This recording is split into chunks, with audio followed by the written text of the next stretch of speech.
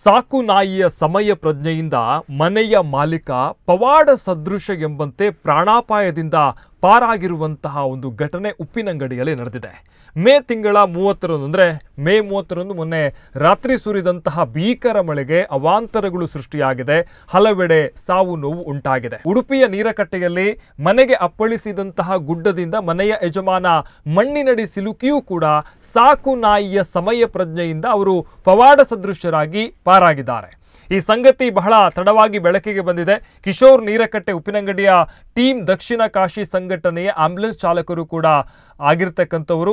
ಮೇ 30ರಂದು ಕರ್ತವ್ಯ ಮುಗಿಸಿ ರಾತ್ರಿ ಒಂದು 11 ಗಂಟೆಗೆ ಸುಮಾರಿಗೆ ಅವರು ಮನೆಗೆ ಬರ್ತಾರೆ. ಬಳಿಕ ಮಳೆ ಬರ್ತಾ ಇತ್ತು, ಹಾಗಾಗಿ ಏನಾದರೂ ಹಾನಿಯಾಗಿದೆಯಾ ಅನ್ನುವಂಥ ವಿಚಾರವನ್ನು ಅವರು ಟಾರ್ಚ್ ಬೆಳಕಿನಲ್ಲಿ ಪರಿಶೀಲನೆಯನ್ನು ಮಾಡ್ತಾ ಇದ್ರು. ಆಗ ಅವರ ಮನೆಯ ನಾಯಿ ಅವರ ಪ್ಯಾಂಟನ್ನು ಕಚ್ಚಿ ಹಿಂದಕ್ಕೆ ಎಳೆಯತೊಡಗಿತು. ಇದರಿಂದ ಕಿಶೋರ್ ಅವರು ಏನೋ ಹಸಿವಾಗಿದೆ ನಾಯಿಗೆ ಅನ್ನುವಂಥ ರೀತಿ ಅವರು ಭಾವಿಸ್ತಾರೆ ಮತ್ತು ನಾಯಿಯನ್ನು ಸ್ವಲ್ಪ ದೂರಕ್ಕೆ ತಳ್ತಾರೆ. ಆದರೆ ನಾಯಿ ಮಾತ್ರ ಸ್ವಲ್ಪ ವಿಚಿತ್ರವಾಗಿ ಅಲ್ಲಿ ಕಿರುಚುತ್ತಾ ವಿಕಾರವಾಗಿ ಅಂಗಳದಲ್ಲಿ ಮಲಗಿ ರೋಧಿಸತೊಡಗಿದಾಗ ಅವರಿಗೆ ಒಂದು ರೀತಿ ಅಚ್ಚರಿ ಆಗುತ್ತೆ. ಯಾವಾಗಲೂ ಕೂಡ ಈ ನಾಯಿ ಈ ರೀತಿ ಮಾಡೋದಿಲ್ಲ, ಯಾಕೆ ಈ ರೀತಿ ಮಾಡ್ತಾ ಇದೆ ಅಂತ ನಾಯಿಯ ಹತ್ತಿರಕ್ಕೆ ಅವರು ಹೋಗ್ತಾರೆ. ಅಷ್ಟರಲ್ಲಿ ಗುಡ್ಡದ ಮಣ್ಣು ಜರಿದು ಇವರು ಇದ್ದಂತಹ ಆ ಜಾಗಕ್ಕೆ ಬಂದು ಅಪ್ಪಳಿಸಿದೆ. ಅವರ ದೇಹದ ಅರ್ಧ ಭಾಗ ಮಣ್ಣಿನಡಿ ಸಿಲುಕಿ ಅರೆಕ್ಷಣ ಅವರು ಮಣ್ಣಿನಡಿ ಸಿಲುಕಿದ್ರು. ಆ ಸಂದರ್ಭದಲ್ಲಿ ಅವರ ಕೈಯಲ್ಲಿ ಮೊಬೈಲ್ ಇತ್ತು. ಮೊಬೈಲ್ ಮೂಲಕ ಅವರು ಪತ್ನಿಗೆ ಕರೆ ಮಾಡ್ತಾರೆ. ಕರೆ ಮಾಡಿ ವಿಷಯವನ್ನು ತಿಳಿಸ್ತಾರೆ. ಅವರು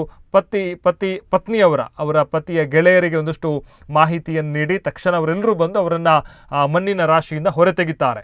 ಅಂದರೆ ನಾವಿಲ್ಲಿ ಗಮನಿಸಬೇಕಾಗತ್ತೆ, ಒಂದಷ್ಟು ಮಾತುಗಳಿದೆ. ಏನಾದರೂ ಅವಘಡಗಳು ಸಂಭವಿಸುವಂತಹ ಸಂದರ್ಭದಲ್ಲಿ ಅದು ಮೊದಲು ಈ ಪ್ರಾಣಿಗಳಿಗೆ ಪಕ್ಷಿಗಳಿಗೆ ಗೊತ್ತಾಗುತ್ತೆ ಎನ್ನುವಂಥ ಮಾಹಿತಿ ಇದೆ. ಹಾಗಾಗಿ ಇದೆಯಾ ಅಥವಾ ನಾಯಿ ಏನಾದರೂ ಅಂತಹ ಸೂಚನೆ ಇದ್ದಂತಹ ಸಂದರ್ಭದಲ್ಲಿ ನಾಯಿ ಆ ರೀತಿ ವರ್ತನೆ ಮಾಡಿತಾ ಅನ್ನುವಂಥದ್ದು ಗೊತ್ತಿಲ್ಲ. ಬಟ್ ಇಲ್ಲಿ ನಾಯಿಯ ಒಂದು ಅಂದರೆ ಆ ಸಮಯ ಪ್ರಜ್ಞೆ ಅಥವಾ ತನ್ನ ಮಾಲಕನನ್ನ ಜೀವ ಉಳಿಸಿರ್ತಕ್ಕಂತಹ ಒಂದು ಘಟನೆ ಉಪ್ಪಿನಂಗಡಿಯಲ್ಲಿ ನಡೆದಿದೆ.